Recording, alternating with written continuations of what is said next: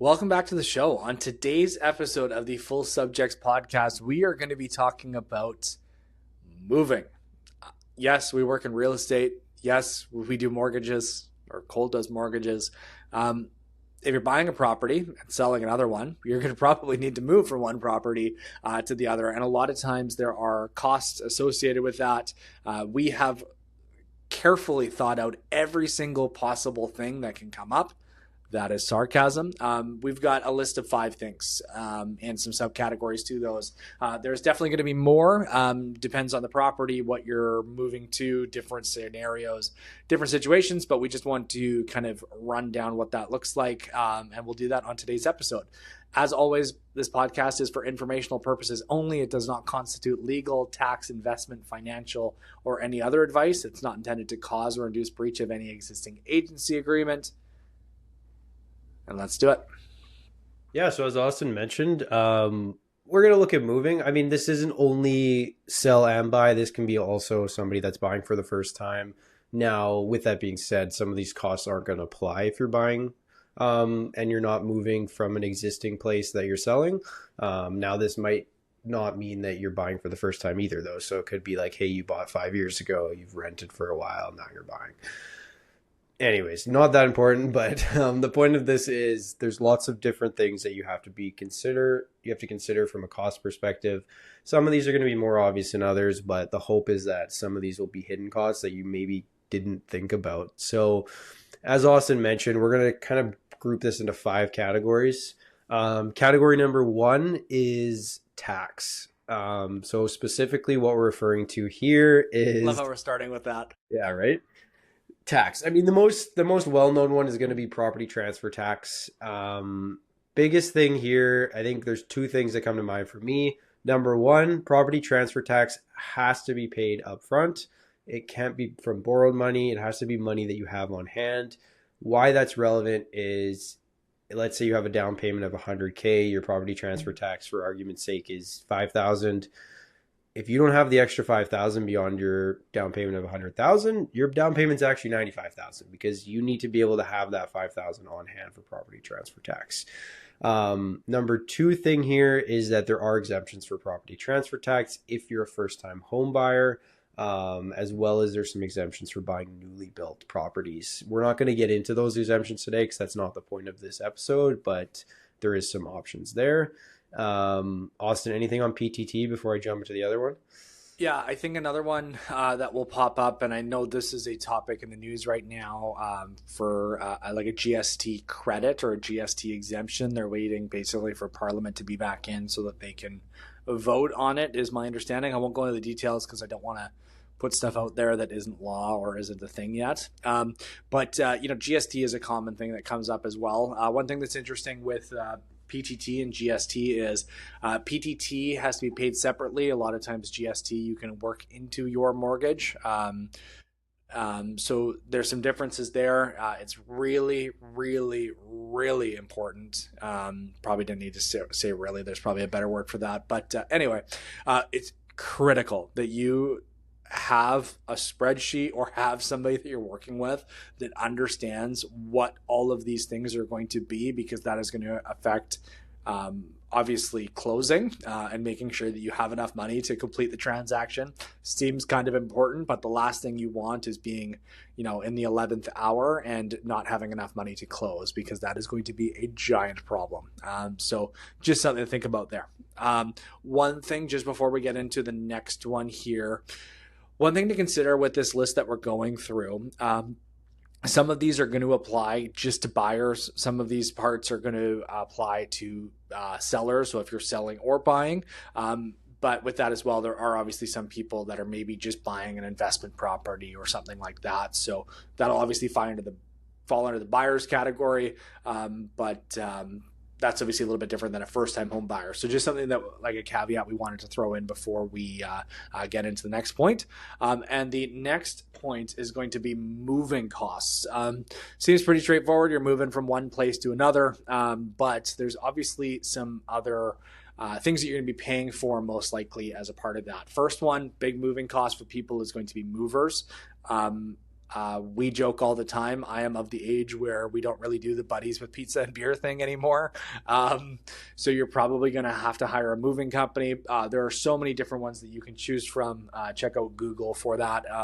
There's great ones that you can work with for sure. Typically, they will either give like a flat rate or they'll charge by the hour depending on how many people are in the crew. So maybe that's a 2-man crew with a truck or a 3-man crew with a truck, but that's going to be a big expense. You can see that I've heard stories where you're as low as $1,000. If you're in a larger home, I've heard it be as high as like $8,000 or $10,000. So again, that's going to be something that you need to budget for, because if you're buying a place, you want to be able to get your stuff in there. Cole, do you have anything to add to that? No, I think that's the most important thing is don't rely on other people. We're not saying you can't do that. We're just saying that it's better to factor in that cost ahead of time, because at least then you budgeted for it. Correct. Yeah. Austin, I'll keep going. Does that sound good?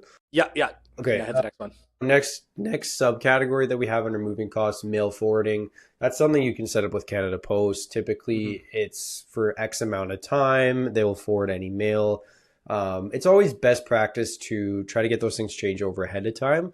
The mail forwarding shouldn't be, hey, just forward all my mail. It should be forward anything I forgot to change over. Because then it will remind you, hey, I forgot to change this over because maybe I only receive mail from them every 3 months. And it'll remind you to do that. You're not always going to capture everything, but it's a good idea to put something in place, especially if something important comes. Yeah, and I think that's super important too, especially if you have like bills and things like that you need to pay. The last thing you want is to not pay those and have interest, rack up or things get missed or fall through the cracks. So it's just it's kind of like when you get a new credit card, to remember to change the numbers on everything. You're getting a new address, so it's just important to change the numbers on all of those things. For sure. And this applies to, I think we should try to do better of this while we're going through the episode.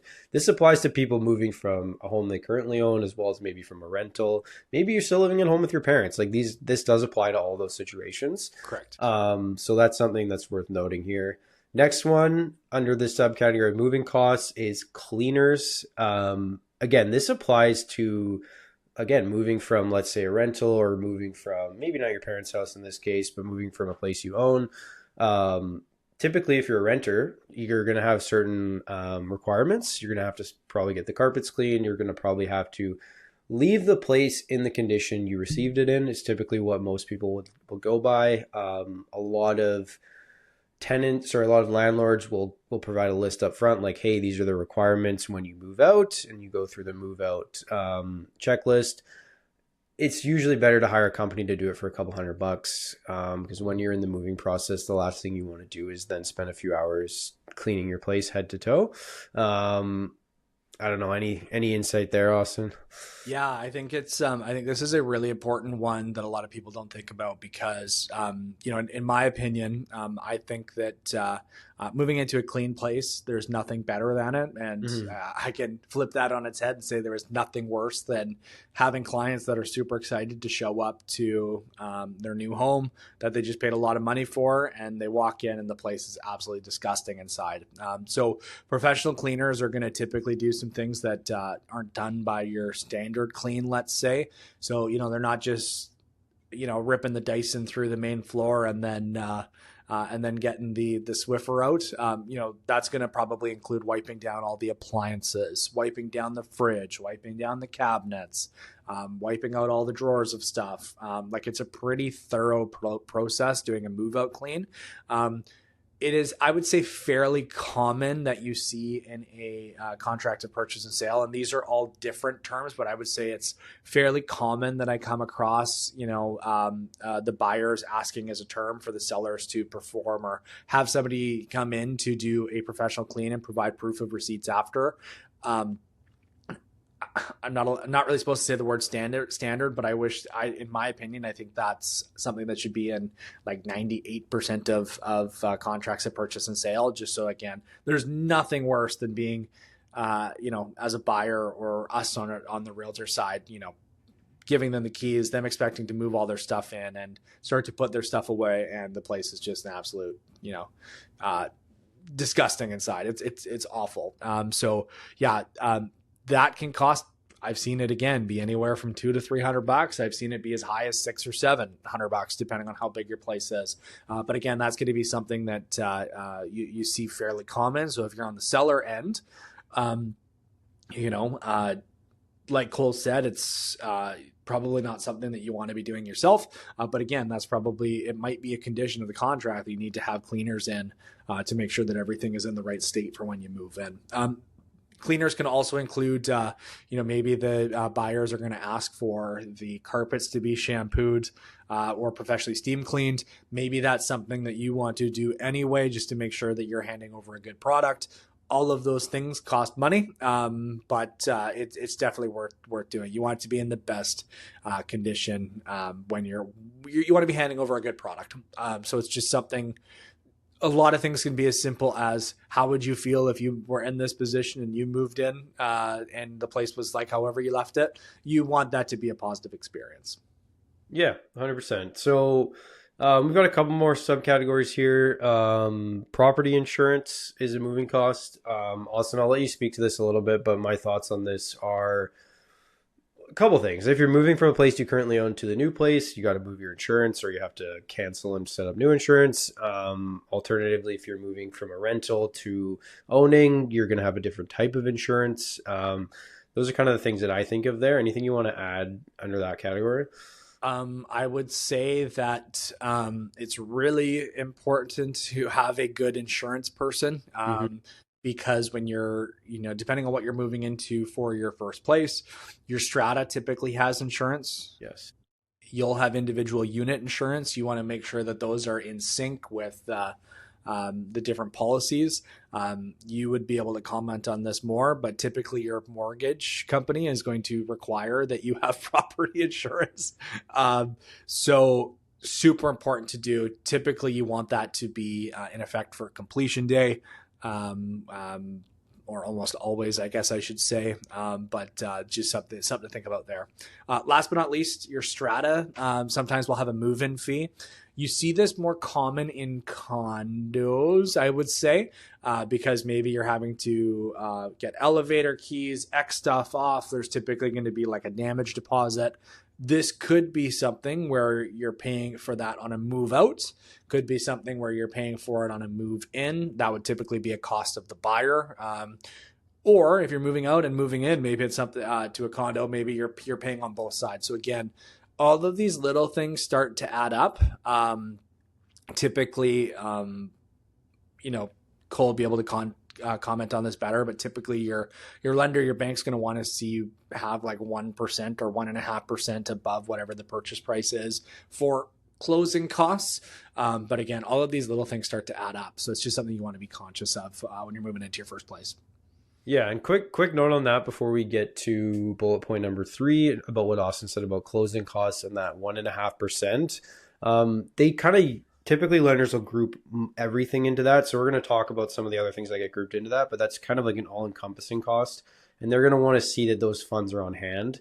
So that's going to actually include your PTT in most cases that we already talked about. And again, it's just they want to see that money on hand so that you're not completely draining yourself and that you have no extra money to pay for these costs. So it's always good to have some extra money on hand. Welcome to your house. Your first mortgage payment did not go through. Yeah, exactly. Okay, so bullet point number 3. We've talked about number 1, tax. Number 2, moving costs. Number 3 is we're going to call it professional services. So first one under that is going to be like your conveyancing services. Conveyancing, what we mean by that is like your legal costs. Now, your legal costs, again, are going to vary whether or not you're buying and selling or you're just buying. If you're doing both, there's going to be a legal cost to both. If you're just buying, there's only going to be a legal cost to buying. I'm not an expert in this by any means. I mean, I do work closely with conveyancers because my role as a broker is to help provide them with the information they need, much like Austin is the same. He's there to support them, but ultimately it's their role to facilitate that part of the transaction. Yeah, so anyways, that's conveyancing services. Austin, anything else to add about conveyancing? Yeah, the fees for this, and a lot of people ask us what's the difference. Notaries can do conveyancing. Lawyers, if something does go wrong in the transaction, they can give legal advice. So that's kind of a big distinction there. So yeah, which one is best for you? That really depends. I've had some great experiences with law firms. I've had some amazing experiences with notaries as well. Just like there's different mortgage brokers, there's different realtors, there's different law firms, there's different notaries that you can work with.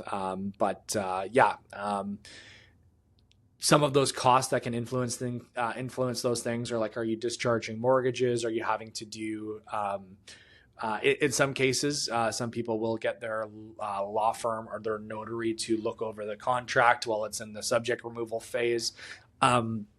We'll talk about this under bullet point number 4. But one thing I always think of is there's different types and different stakes and different levels of complexity when it comes to real estate transactions, right?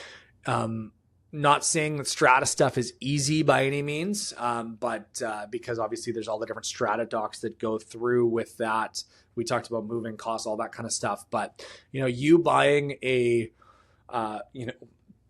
really complex farm out in Campbell Valley is going to be a little bit different than buying like a 2-bed, 2-bath condo in Langley City, right? Like there's different things that can potentially go wrong, different charges that could be on title. There's lots of different variables.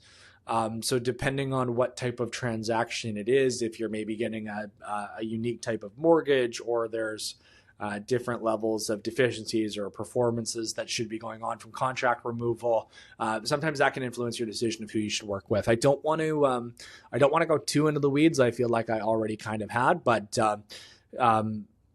if you have any questions about this, maybe might be some of this stuff should be dealt with on a case-by-case basis.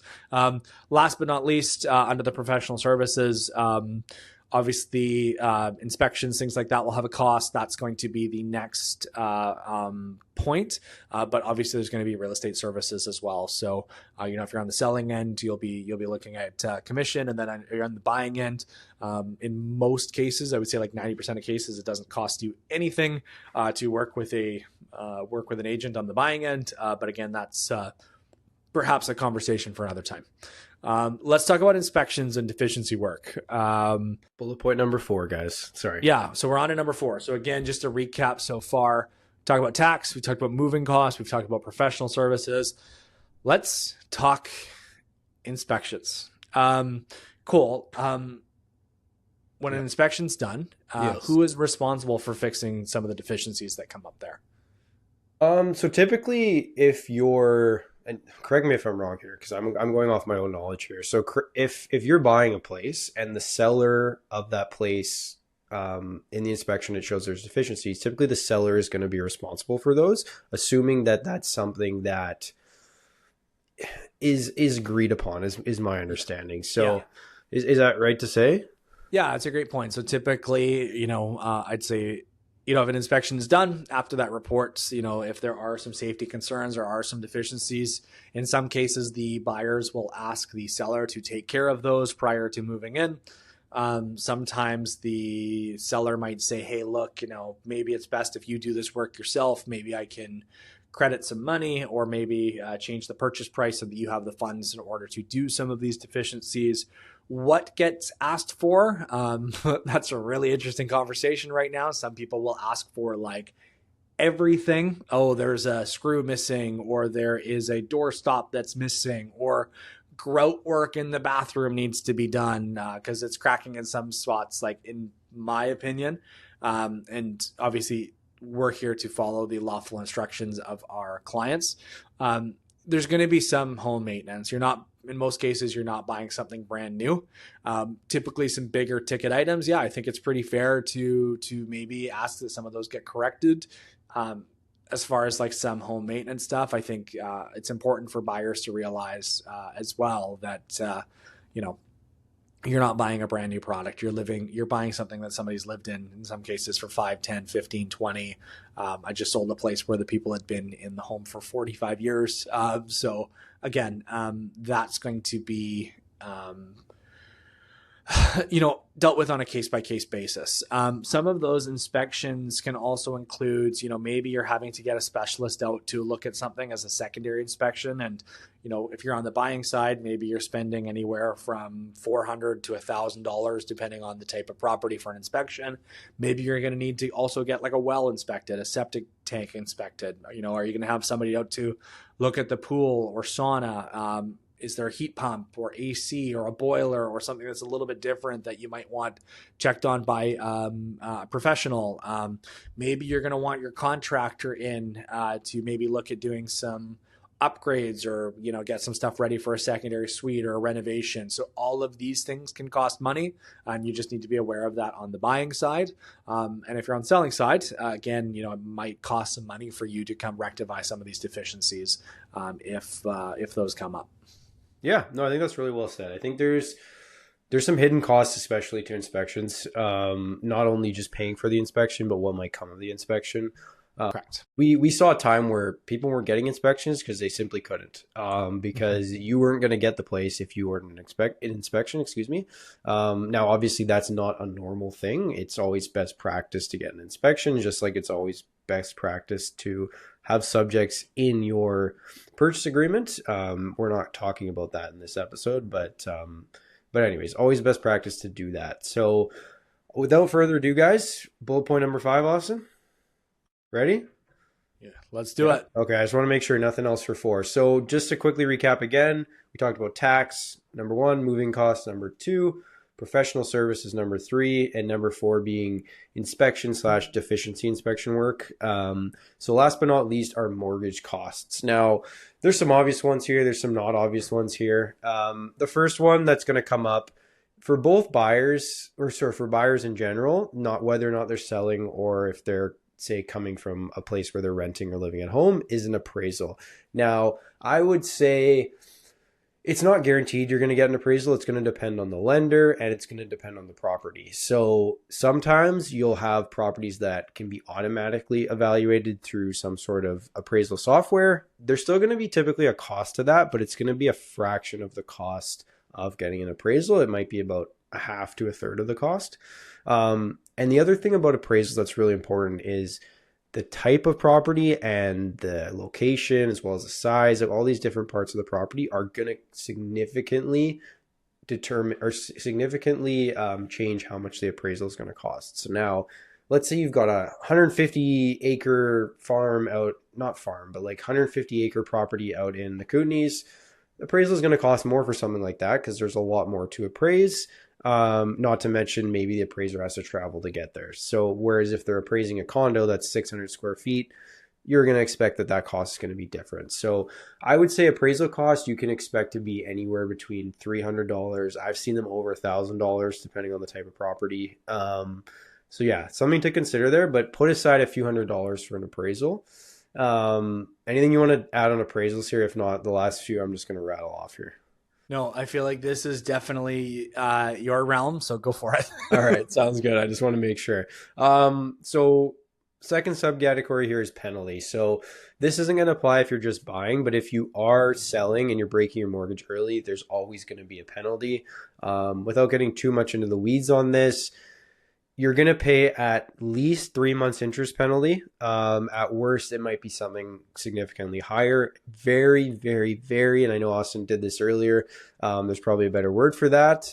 It's critical is what Austin used. It's critical to know ahead of time what that penalty is, because that's a cost that you're going to have to take on ultimately. So it's a good idea to know what that penalty is ahead of time. And also to know if maybe that mortgage is portable. Now, we're, again, not going to get too much into that, but it's possible to take that mortgage with you in some cases, or there's some other things you can do too. But I think the main thing that I'm trying to say here is that understand what your options are with your current mortgage if you're moving from one property to another. A couple other fees here. So these are two subcategories. Is a discharge fee. That's often applied by lenders when they're discharging the mortgage, and they'd be discharging the mortgage when the mortgage is being paid off ahead of time. The next one would be a reinvestment fee. This one comes up here and there. I haven't seen it every single time. What this means is a mortgage ultimately it's a loan and it has an interest rate attached to it. People invest in mortgages. So they will put money into a fund. Those funds are then used for the mortgage loan itself. And they're expecting a return on that money that they've lent, excuse me. Now there's a cost because you've broken that mortgage early. And that cost is what they often call a reinvestment fee because they now have to take those funds and reinvest them somewhere else.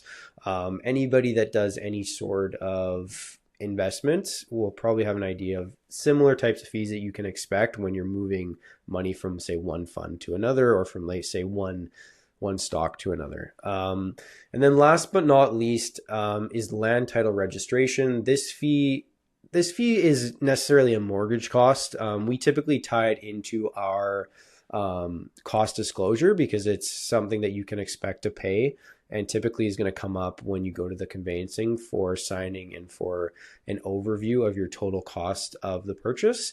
But this is something that you should be aware of because as a buyer, you're going to be registered on title now, and there's a cost to register you on title with the title registration office. So just another cost to be aware of. It's going to come out of your final closing costs, if you will, or your final, it's not disbursements, Austin. What's the word I'm looking for here? Kind of your final statement of adjustments. Yeah, that's right. Statement of adjustments, like the final cost that you're going to have to pay on top of the down payment and minus the deposit you've already paid. That final number, this is going to be built into that final number that you're going to have to cut a check for when you go to sign paperwork at the lawyer. I think that's the easiest way to put it. Yeah, and with that too, like sometimes depending on what your equity is, how big your mortgage is, I've seen in some cases where people actually get money back from the lawyers because you have, depending on what you want to put down, maybe you're getting, and you've put in your deposit, maybe that's more than you need to have. Right. Most common what we see, you might have mentioned this already, so I apologize. So like, let's say you have $100,000 for your down payment, and then you put in $25,000 as your deposit for the transaction. Basically, that's when you bring over the remaining funds that you're going to be using for your down payment. Yeah, exactly. No, that's very well said. And that's a good point you mentioned there too. Because if you are selling a place, you have X amount of equity. Maybe you don't want to use all that equity, or maybe you're downsizing and you have more equity than you need. It's possible to get money back, but ultimately what matters is that will all be finalized, and there is other costs associated with completing a transaction beyond just paying for the home that you're buying. I think that's probably the most important part of this episode. Yeah. Very, very well put to round things out. And just to emphasize, like, every transaction is different. So with that, it's not necessarily a one size fits all. There's going to be some themes of things that you typically see, but you also have to understand that some things are going to be more complex than others. So again, just deal with this on a case-by-case basis. This is by no means like a blanket of every transaction. This is what you'll need to deal with. But just something to think about here. So that actually went longer than we thought, which is good. Went into lots of details on stuff. But thanks for joining us for another episode, and we will see you next week. Thanks, guys.